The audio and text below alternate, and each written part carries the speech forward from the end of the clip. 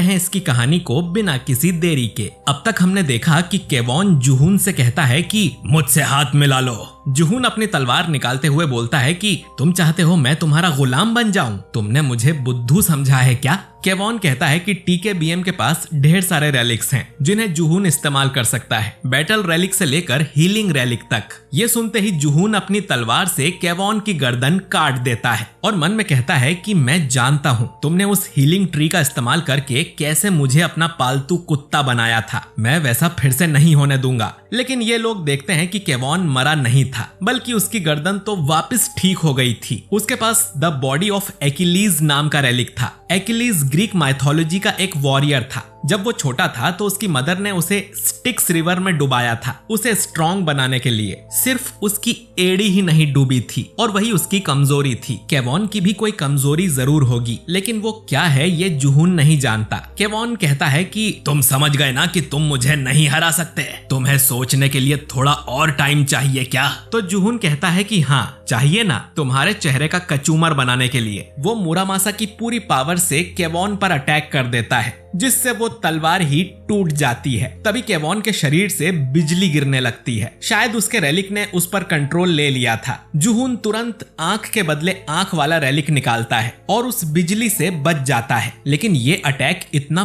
Powerful था कि उसका ये रेलिक भी टूटने लगता है। जूहून इस अटैक को वापस केवॉन पर ही फेंक देता है, जिससे बिल्डिंग में बड़ा धमाका होता है। जूहून देखता है कि केवॉन बेहोश हो गया था, पर वो अब भी जिंदा था। जूहून फिर से उस पे अटैक करने वाला था, लेकिन मुरामासा में अब कोई पावर नहीं बची थी और प्रोटेक्शन वाला रेलिक भी थोड़ा टूट गया था। पर केवॉन के रेलिक्स का भी यही हाल होगा। जूहून को अपने रेलिक्स ठीक करवाने होंगे। वो आयरीन को कॉल करता है और उससे कहता है कि वो जेहा नाम के आदमी को ढूंढ रहा है। आयरीन से मिलकर उसे पता चलता है कि जेहा तो मर चुका है। आयरीन के भाई को पेंटिंग्स खरीदने का शौक है। कुछ महीनों पहले ही जेहा ने उसे एक नकली पेंटिंग बेची थी। तभी आयरीन भी जेहा से मिली थी। उसके भाई को जब पता चला कि जेहा ने उसे नकली पेंटिंग बेची है तो उसने उसका पीछा किया, लेकिन जेहा की कार रेलिंग तोड़कर खाई में गिर गई। जूहून बताता है कि जेहा एक रीस्टोरर है। रेलिक कई तरह से खराब हो सकते हैं और उन्हें ठीक करने का काम रीस्टोरर करते हैं। इन लोगों के पास रीस्टोरेशन रेलिक होते हैं। ओरिजिनल टाइमलाइन में जेहा जूहून की टीम का मेंबर था और उसे किंग ऑफ फ्रॉड भी कहा जाता था। रिस्टोरेशन रेलिक हाई एफिनिटी वाले लोगों की बात मानते हैं। उन्हें जूहून हैंडल नहीं कर सकता,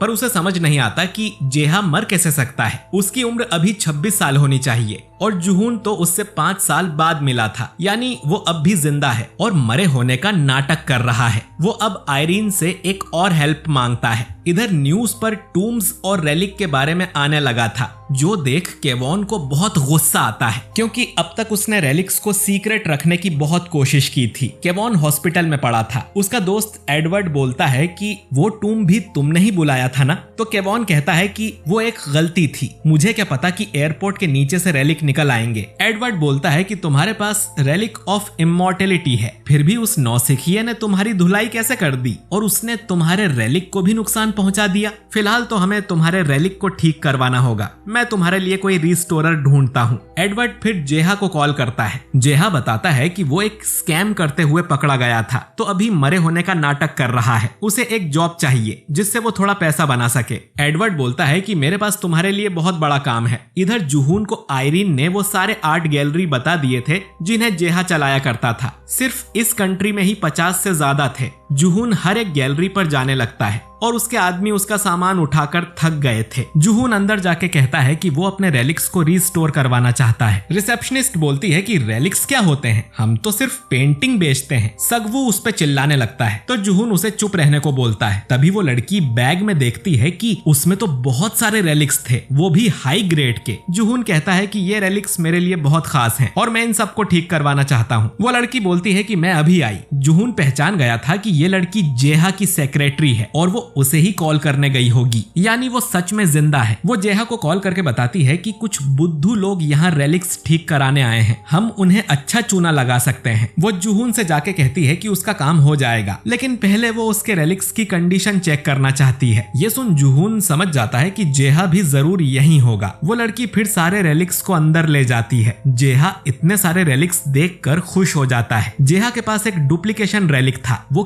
किसी भी रेलिक का डुप्लीकेट बना सकता है, फिर ओरिजिनल रेलिक अपने पास रख के नकली रेलिक कस्टमर को वापस कर देता था। नकली रेलिक में भी असली की तरह थोड़ी पावर होती थी, लेकिन ये पावर एक दिन बाद ही खत्म हो जाती थी, जिससे किसी को पता ही नहीं चलता था कि उनके साथ स्कैम हुआ है। खैर, वो लड़की जुहून के सारे रेलिक्स लेके वापस आती है और बोलती है कि इनकी हालत कुछ ज्यादा ही खराब है, हम इन्हें ठीक नहीं कर सकते। जुहून बैग में देखते ही समझ जाता है कि ये सारे रेलिक्स नकली हैं, यानी जेहा अंदर ही बैठा है। वो भागकर अंदर चला जाता है। जेहा पूछता है कि तुम कौन हो, तो जुहून उसे अपने रोप रेलिक से बांध देता है और कहता है कि मैं तुम्हारे साथ एक डील करने आया हूँ। पर जेहा जुहून को गाली बकने लगता है कि तुम जानते भी हो कि मैं कौन हूँ, अपनी डील को अपने पिछवाड़े में डाल लो। जुहून मन में कहता है कि जेहा हमेशा से ऐसा नहीं था, वो एक बहुत ही टैलेंटेड आर्टिस्ट हुआ करता था। उसे अमेरिका की यूनिवर्सिटी से स्कॉलरशिप भी मिली थी, लेकिन फिर किसी ने जेहा की टेक्निक को चुरा लिया, जिसे बनाने में उसे सालों लगे थे। ये काम और किसी ने नहीं बल्कि उसके टीचर जीन रिचर्ड ने किया था। उसने बल्कि जेहा को ही नकल करने वाला साबित कर दिया और उस पर बैन लगवा दिया। डुप्लीकेशन रेलिक भी अपने आप ही उसके पास आया था और उसके जैसे आर्टिस्ट के लिए तो ये एक जैकपॉट था। जेहा अब भी जुहून को गाली दे रहा था। जुहून समझ जाता है कि ऐसे तो जेहा उसकी बात नहीं मानेगा। जुहून अब उसे शेक्सपियर पेन वाला रेलिक दिखाता है। इससे जो भी लिखा जाए वो सच हो जाता है। जुहून अब लिखता है कि जेहा को अपनी टांगों के बीच में बहुत दर्द होगा। जुहून अब जेहा से एक कॉन्ट्रैक्ट साइन करवा लेता है और उसने आंख के बदले आंख वाला रेलिक भी इस्तेमाल किया था, ताकि जेहा इस कॉन्ट्रैक्ट को तोड़ने का सोचे भी ना, वरना उसे सजा मिलेगी। जुहून कहता है कि मैं तुम्हें 60,000 का बोनस देने वाला हूँ और हर रेलिक रिस्टोर करने पर तुम्हें अलग से पेमेंट मिलेगी, तो प्रॉब्लम क्या है? जेहा कहता है कि मैं पहले ही केवॉन के साथ काम करने का प्रॉमिस कर चुका हूँ, तुम जानते हो ना कि वो कौन है। जुहून मन में सोचता है कि कॉन्ट्रैक्ट से कुछ नहीं होगा, मुझे इसके टैलेंट को यूज करना है तो इसका भरोसा जीतना होगा। जुहून अब उसे अपना नाम बताता है और कहता है कि मुझे इस टीम का लीडर समझ लो। तुम एक आर्ट स्टूडेंट हुआ करते थे ना, फिर तुम पर जीन की नकल करने का इल्जाम लग गया। जेहा गुस्से में कहता है कि उस कमीने ने मेरी पेंटिंग्स को कॉपी किया था और जुहून को मुक्का मारने जाता है, लेकिन जुहून उसका हाथ पकड़ लेता है और पूछता है कि तुम्हें कॉपी करना इतना आसान है क्या? तो जेहा बोलता है कि उसने मेरी वो पेंटिंग्स भी कॉपी कर दी जिनके बारे में मैंने सिर्फ सोचा ही था, जैसे उसने मेरा दिमाग पढ़ लिया हो। जुहून कहता है कि मतलब उसके पास जरूर कोई रेलिक होगा जिससे वो दूसरे लोगों के टैलेंट को कॉपी कर सकता है। मैं तुम्हारी पेंटिंग स्टाइल को वापस ला कर दूंगा और तुम्हारी खोई हुई इज्जत को भी। बदले में तुम सिर्फ मेरे रेलिक्स को रिस्टोर किया करोगे। जेहा को अब कुछ सूझता है और वो यहाँ से भाग जाता है। जुहून उसे रोकने की कोशिश भी नहीं करता, क्योंकि वो जानता था कि जेहा कहाँ जा रहा है। जेहा भागकर सीधा केवॉन के पास जाता है। उसे पता था कि केवॉन के पास बहुत सारे रेलिक्स हैं, तो उसके यहाँ काम करना जेहा के लिए ज्यादा फायदेमंद होगा। वो केवॉन से कहता है कि मैं आपके यहाँ जॉब करने को तैयार हूँ, पर मेरी एक शर्त है। जीन रिचर्ड ने किसी रेलिक की मदद से मेरी आर्ट स्टाइल को चुराया था और वो अब दुनिया भर में फेमस हो गया है। वो रेलिक आप उससे छीन लो तो मैं जिंदगी भर सिर्फ आपके ही रेलिक्स को रिस्टोर करूंगा। पर उसे पता चलता है कि रिचर्ड तो असल में केवॉन का बहुत ही करीबी दोस्त है। केवॉन रिचर्ड को कॉल कर देता है और रिचर्ड जेहा को जान से मारने की धमकी देता है। केवॉन बोलता है कि मैं इसे संभाल लूंगा, जिसके बाद केवॉन का बॉडीगार्ड जेहा को जोरदार मुक्का मार देता है। वो अपने बॉडीगार्ड से कहता है कि इसके हाथ छोड़कर बाकी सब तोड़ दो, लेकिन तभी जुहून यहाँ आ जाता है और वो उसके बॉडीगार्ड्स की ही पिटाई कर देता है। जुहून का प्लान काम कर गया, क्योंकि अब तो जेहा उसी के साथ काम करेगा और ये एपिसोड